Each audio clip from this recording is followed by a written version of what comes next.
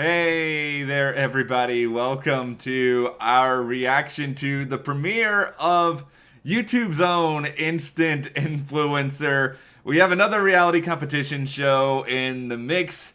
This one, all online. James Charles, Paris Hilton in this episode. Yep, and Norvina. I think this is a fun idea. It's something to kind of give us something else to do in the midst where a lot of us don't really have a lot to do other than watch stuff. Yeah. And I will say from the get-go here, I'm not someone who is super well-versed in the YouTube beauty community. So, as clearly, as you can probably tell, makeup is not my forte. And for me, it actually only became something that I became more interested in the past couple of years. I'm a bit older, so when I was younger, I would kind of do just like a light face and on my way. And then as I got a bit older, I was kind of like, oh, I think maybe I'm going to try to see if I can learn some tricks and tips. And this is where I kind of discovered people like James or people like Robert Welsh or, Nikki or even Tati and just these types of beauty influencers online that taught me how to do makeup. And I know James is more known for really like creative and wild looks, but he's also taught me some more sort of everyday stuff that I can use. People like me, he's not just for the crazy and outlandish looks.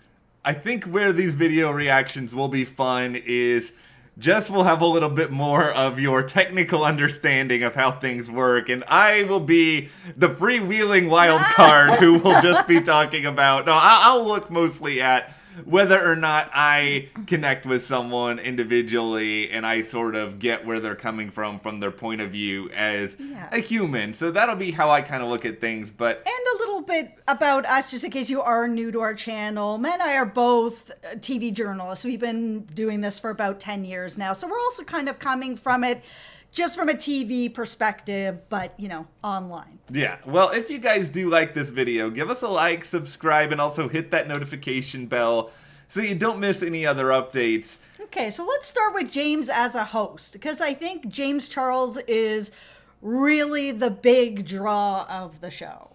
Yeah, and I'm familiar with James Charles. I'm not gonna come on here and be like, I've never heard of this because I've heard of him plenty, and I know that he is extremely popular here on YouTube. Yes, thanks mostly in part to Jess, but I have not watched an abundance of James Charles videos coming into this. But I think he comes across as professional. I think he does a good job of sounding very, very credible with what it is that he does. I mean, this is a very new format, and anytime you kind of have a new reality show, it can still kind of tell there are a couple of kinks that need to be worked out. It feels format-wise a little bit like it's sort of settling into the established reality competition formula of here's one challenge, here's another challenge, here's an elimination. I think the longer this show goes, the better it will be to sort of mix things up. But for James, I think it's a pretty solid start. He knows what he's talking about. He presents it. He empathizes with the contestants. That's what I'm looking for if I'm going to be engaged with somebody like him. Yeah, I agree. I mean, James has a lot of experience being in front of the camera. I think that helps a lot with hosting and doing this job. He's also been on tour, so he's hosted a lot of stuff on stage. I mean, he has the experience, and it shows in the show that he does. Some of the stuff that I really liked about what he did and sort of the setup of this show, that is because it does have a lot of the feel of here's the competition, here's the elimination, who's next sort of thing. But something that they did differently on this show that I really liked was about the elimination. And it was about, normally you've got, you three are the bottom, so you're going to stand in front of the judges and we're going to tell you all the things you did badly, and then whoever is the worst, they'll be like, and you do not have what it takes, and you will go.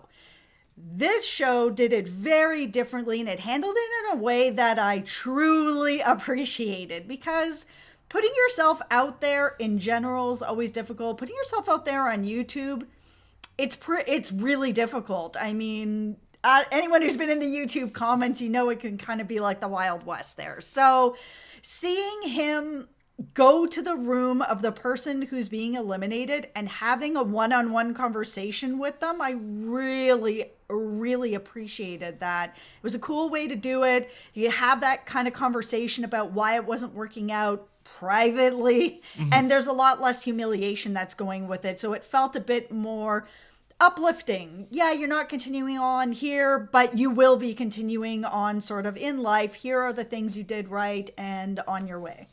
It reminded me in a weird sort of way of the NBC show Making It with Amy Poehler and Nick Offerman, where after somebody is eliminated, they have it a little bit more in the traditional format, but the eliminated person goes and, quote unquote, lives and hangs out with Amy and Nick, so that there are sort of like no losers and they're all still a part of this experience together. The only thing I would say that I love the idea of the format, and I think you're right that it's great that he's going there and kind of actually having a person-to-person conversation. It's less dramatic.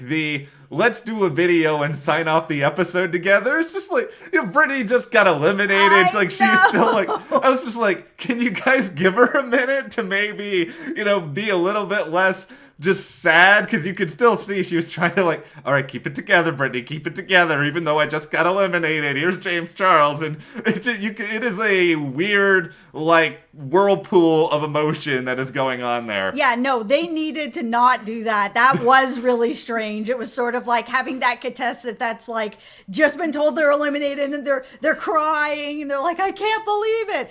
Let's wave to everybody and be like, here's the catchphrase. Yeah, that didn't work. It reminded me of old school American Idol when they would eliminate someone and then it would be like, now singing for us one last time after we have just destroyed their hopes and dreams. And it's always terrible. It's never a good performance. Because they're always crying through it. Yeah, I think they got to change a little bit of that. I think if they change a little bit of that and then maybe make the format of the show a little bit more unstructured. This is YouTube. It doesn't have to be, strictly broadcast TV standards. I think the overall package of the show can improve, but it is a fun format. It has worked a million times. It's not a surprise it works here. The only thing that I will say about James as sort of a host / judge was the problem that I had was that, when we first met everybody and he was like, oh, tell me about your look. I was like, okay, this is great.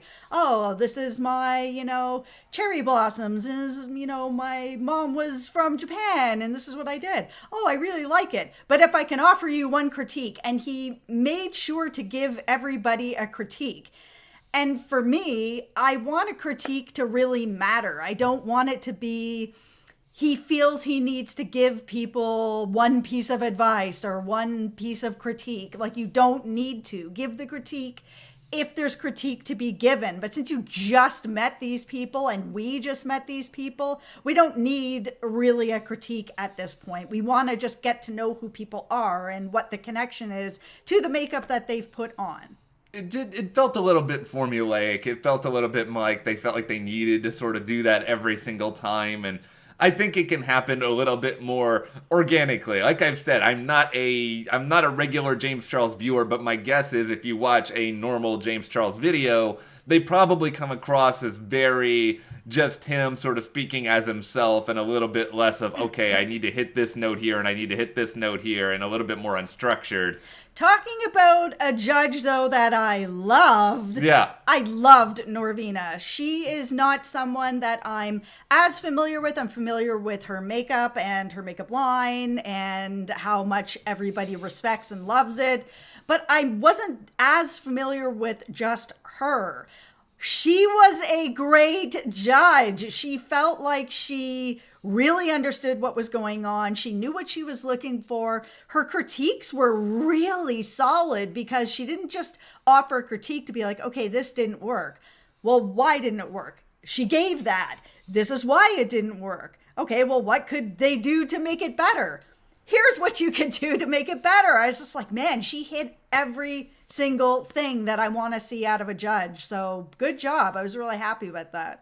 I think she also comes from a place of, okay, I don't have to be the entertainer on this show. I can sort of just be myself and speak as a business person and give because I think a lot of judges on some of these shows, especially cough the voice, there's such this pressure of, am I going to make fans upset if I am mean or if I am too constructive with my criticism? I think she comes across as very legit. I'm not familiar with her, but I do think that she did a good job in this role.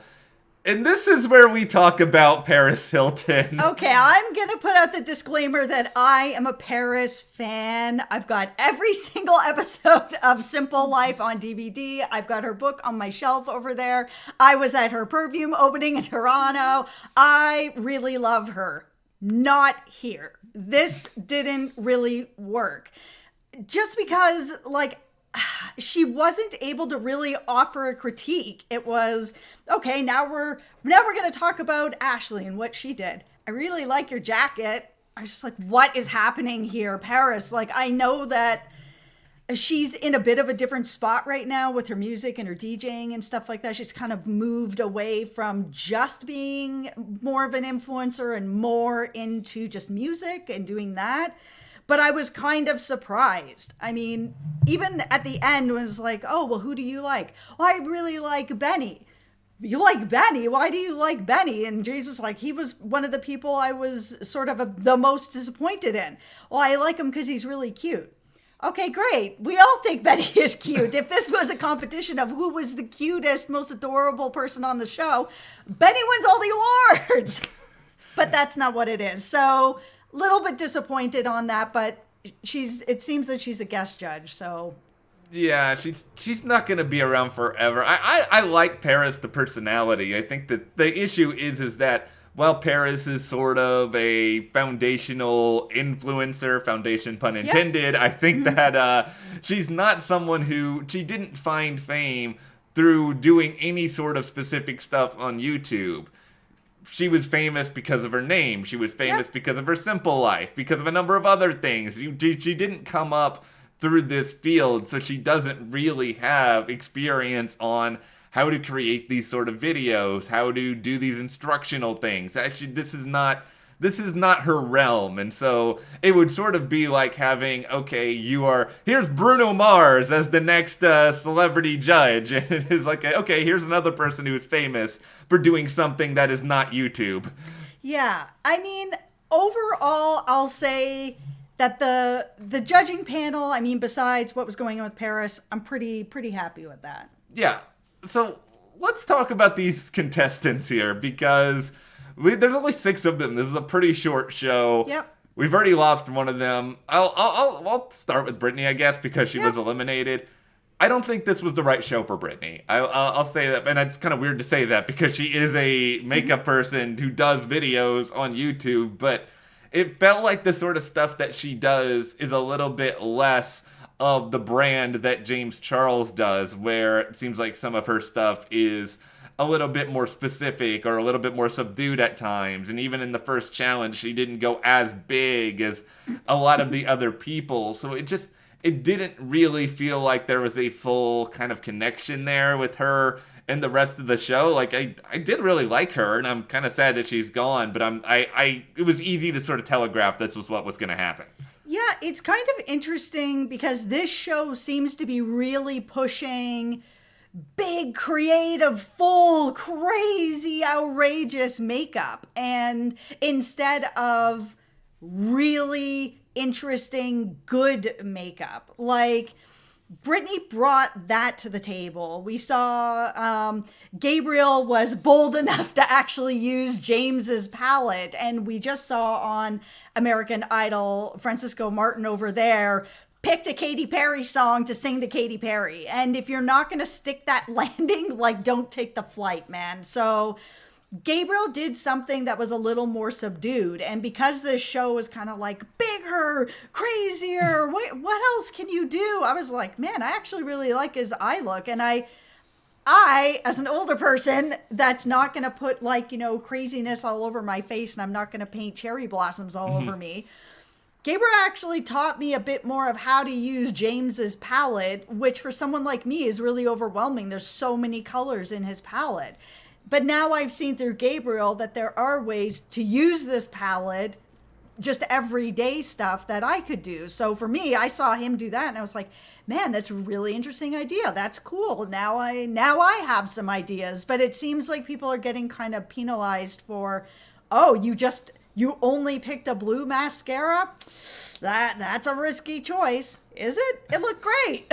It's all, I think it's all got to be some layer of subjectivity here, because what may appeal to you is going to be very different than what appeals to someone like James, and both of you are going to be different from what appeals to somebody like me, because I'm watching this just sort of being like, all right, which one of these videos sort of gives me a chance to get to know the person that I am hearing from, because I am guessing there are approximately 300,000 people who do some variation of makeup on YouTube at this point, and I need something more than just, hey guys, I'm here to show off this product, and even if you show it off well, that's not going to make me want to come back and see you again. And that's why, to me, head and shoulders, Indigo is the best person of this group, because he was funny, Yeah. he was engaging, he had a good personality, he had an element of branding that was sort of in there. I mean, I think him accentuating period in one of his hashtags, that's a little bit played out. But I think in general, his personality and his sense of humor, I actually felt like I got to know him to some degree. And I'm not just saying this because he had so many like weird belts and clasps on his outfit that he looked like a Final Fantasy character. But I do really, I like him a lot. He's probably the person I'm rooting for the most right now. Yeah, the thing that I also really liked about Indigo that I thought was really, really smart was because he said, oh, I have a bit of red staining on my face because of the other makeup job that I had on. You know what I'm going to pick? I'm going to pick a foundation, and I'm going to pick a really full coverage foundation to show just how good it works because I've got red staining on my face. I was like, man, that is really smart. I think he's going to be somebody to really watch in this competition. Yeah, from what little I know about makeup, it seems like he did a good job. From a personality standpoint, I feel like he did a really, really great job. I like him because I sort of understand him. Kaylin seems to be the person who is creating the best impression right now. She wins the second challenge. It doesn't seem like you really get anything for winning the elimination challenge. No, yeah, except that you're the winner. But I mean, she did a good job, and I know she was sort of talking about, oh, I ramble a lot and stuff like that. But it's important because it kind of gets out who you are a little bit. And really it's so interesting because the show is supposed to be about makeup, but this particular episode to me was more about making YouTube videos, which is something that, of course there's how-to videos online everywhere about this type of stuff. But this was really James pulling back the curtain on what does it take to make a video in just 3 hours. And I don't think that James or anybody else is making a video in just 3 hours, except if it's sort of like what you're watching now, where it's just kind of like one go, all the best to you. I mean, it takes time. You are taking lots of takes. You're taking time to edit. 3 hours is not a long time. So seeing that idea of, okay, we're going to sell this particular product. Okay, now we're in the studio and we're going to take all these different takes of this. How long does that take? How many mistakes can you make? How much time do you have to mess up? Now we're going into the editing suite. Okay, how long is that going to take? On top of just fitting together your cuts and whatever, 3 hours to get to the finished product, what does that actually look like? And then if you did take 6 hours or a couple days, what could that look like? I think you're right that is a lot of what this particular episode was about, was kind of the construction of how you do what you do. And I think Caitlin's video was instructional. It was smart. It played well to what the challenge was. She made her video look and feel like something that may have taken longer than 3 hours, which I think was a part of the objective. I think James hit on it a little bit. She's kind of got the I'm always surprised when I'm winning thing going on. It's a little bit like Taylor Swift when she won like 3,000 awards, and every time she's always surprised. It's like, you gotta know that you're good by now. It's true, and I get what James was saying by that, to kind of try to give her that boost of confidence, or to say you need to be confident. If you're going to be on YouTube, you have to have the confidence, because if you're going to sell something, you got to be confident in yourself, confident in that product. And I agree, but I kind of disagree as well. I mean, there are people on YouTube like me that are a little less confident, or deal with stress, deal with anxiety, get really worked up, stuff like that. But that doesn't mean that they can't be influential when they're talking about something that they really believe in, or that they know really well. You can be confident in a product and less confident in yourself. But if you're relatable, like Francisco Martin over on, Idol, that guy like swims in his feelings of anxiety. But when he's able to sort of sell you on himself, or sell you on a song or something like that, it's still there. It doesn't matter that he doesn't have confidence in himself, because the product, his voice, is dope. I think that is sort of where I am with a number of the people right now, where I look at Kayla and I think, okay, she could be really good at this, but I also need to know more about her through her videos, as opposed to sort of like the getting to know you segments they did at the start of the show. And I need to get to know someone like a Benny a little bit better, or an Ashley a little bit better. I think all of them clearly have skill at what they're doing, otherwise they wouldn't be on this show. Ashley has so much skill. I just really want to get to know her better, because she feels like she's a bit more guarded on sort of giving of yourself. And this is a new era of YouTube where sharing who you are and letting people get to know you is really important. I would rather watch someone be honest and vulnerable and have like an element of realness to them, rather than somebody who is over the top and yelling at me for 5 minutes straight, just because I have seen 2,000 of those videos and they all blend together over time. I need them to all kind of stand out individually and work towards that. And there's an element of that there with some of these people. I like the cast by and large. I think they're interesting. I hope we see the show evolve. I'm kind of sad there's only a small handful of episodes, because it's not really going to give the show a lot of time to find its way.